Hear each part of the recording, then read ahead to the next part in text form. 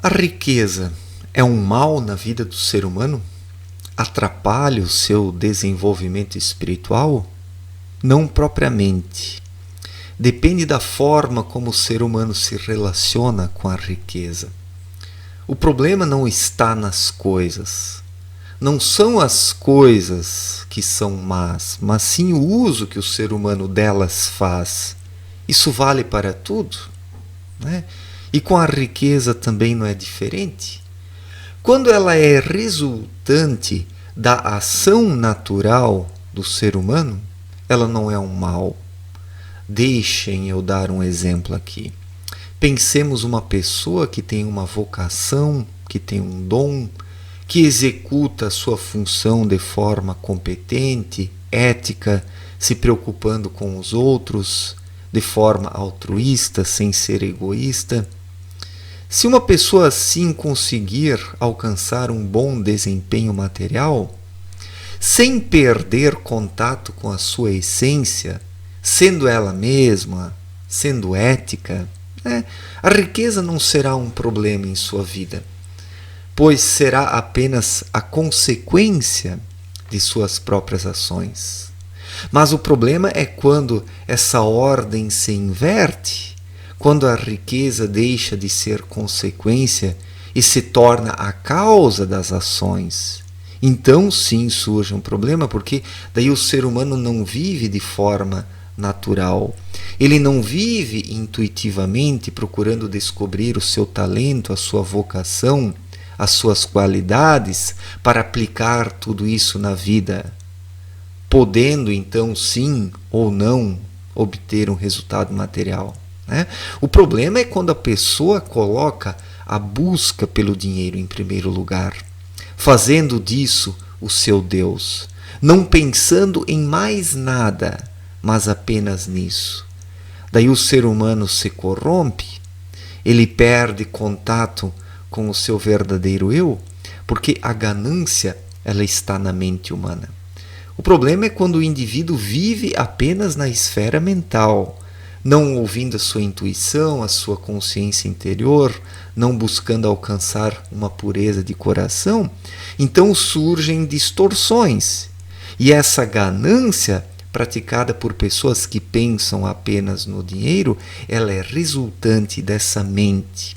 É a mente que origina a ganância, quando ela não atende mais o espírito, quando ela deixa de ser um instrumento do espírito, tornando-se uma ditadora, E a mente, ela é ditatorial, ela é uma ditadora. Se o ser humano não tiver dentro de si algo mais que a mente, sobram apenas as buscas materiais. Por fim, a busca pela riqueza. Então, nos dias atuais, a maior parte dos ricos é assim.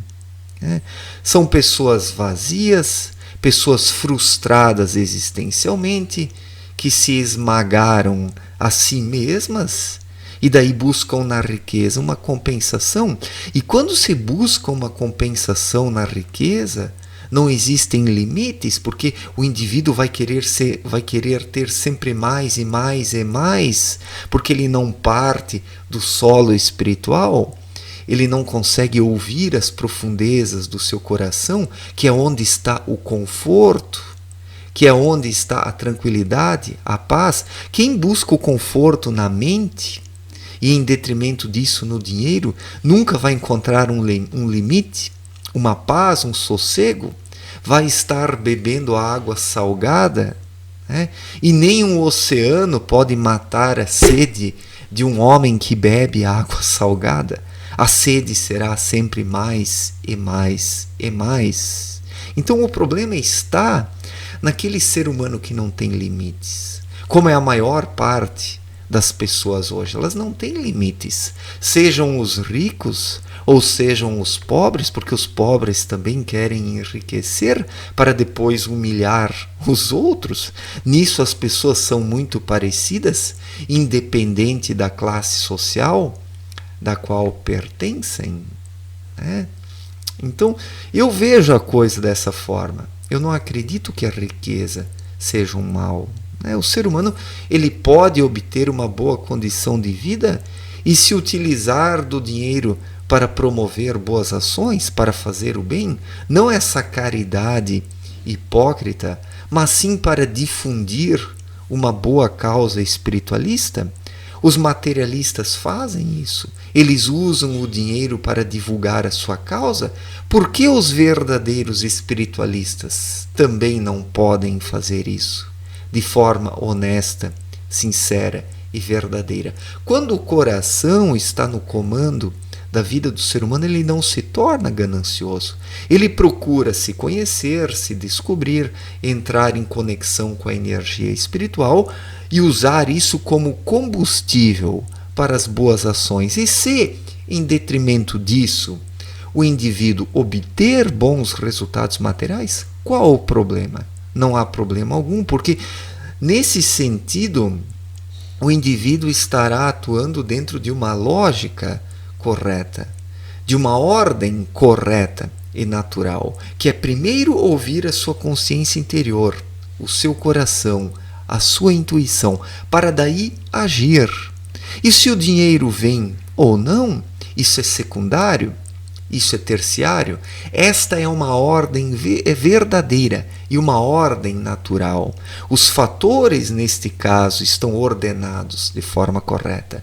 Diferente daquele caso onde o indivíduo não ouve a sua consciência, mas apenas a sua mente gananciosa e coloca o dinheiro acima de tudo, e como ele não tem pureza de coração, fará um mau uso do dinheiro, fará uso dele para promiscuir a humanidade, para difundir coisas podres, imundas, que é como a maior parte dos ricos faz. Então, falta a pureza de coração. Onde existe a pureza de coração, o ser humano faz um uso correto de tudo. Cristo, ele não renegou a riqueza. Quando ele disse para aquele jovem rico que foi até ele, para que ele vendesse tudo e doasse aos pobres, Cristo com isso não desfez a riqueza. Ele falou isso para aquele jovem que era fraco, um jovem muito mental, porque se ele fosse um jovem espiritual e profundo, ele teria seguido Cristo e poderia ter utilizado a sua riqueza para ajudar na causa de Cristo, se bem que Cristo não precisava de riquezas, mas se ele tivesse tido na sua época um melhor amparo material, ele poderia também ter conseguido fazer com que a sua mensagem chegasse mais longe, porque os recursos materiais eles podem ajudar sim na difusão de uma causa espiritual. Então, eu acredito que o problema não está na riqueza. O problema é quando o ser humano se deixa dominar pelo dinheiro, porque ele é uma energia. O dinheiro é uma energia. Se o ser humano for fraco, ele acaba sendo dominado por essa energia. E daí não é mais dono de si próprio. Então, o que acontece? É preciso ter um desprendimento. Quem é desprendido, ele não se torna escravo do dinheiro e das riquezas. Faz um uso disso para boas causas, sem se tornar um servo do dinheiro. Porque nós temos que ser servos de Deus. Nós temos que servir a Deus aqui no plano terreno. Não por meio de igrejas, por meio de religiões, por meio de dogmas, mas vivendo intuitivamente. Quando nós abrimos o nosso coração para essa energia espiritual e vivemos nesse fluxo da vida, nos metamorfoseando sem nos prender a nada, nos tornamos servos de Deus. Foi isso que Jesus ensinou, Não esse cristianismo de igreja que a coisa virou depois. Isso não tem nada a ver com a mensagem de Cristo. Tenho certeza que a maior parte dos cristãos crucificaria Cristo se ele retornasse, porque as pessoas estão na contramão da via espiritual, Então, o problema não está nas coisas. e sim quando nos tornamos escravos delas. E nos tornamos escravos das coisas quando nos submetemos à mente, quando sufocamos o espírito. Quando o espírito flui, quando o espírito está ativo e vivo dentro do ser humano, ele acaba não sendo dominado pelas coisas. O ser humano é dominado quando ele vive apenas mentalmente e não espiritualmente. Quando ocorre a indolência espiritual, como explicou Abdrushim em sua obra Na Luz da Verdade, a indolência espiritual, ela é o adormecimento do espírito. E quando o espírito adormece, o ser humano vive apenas segundo os parâmetros mentais, e daí ele é escravizado pelas coisas, pelo sexo, pela bebida, pelo dinheiro, pela ostentação, pelas futilidades, pelos dogmas religiosos, né?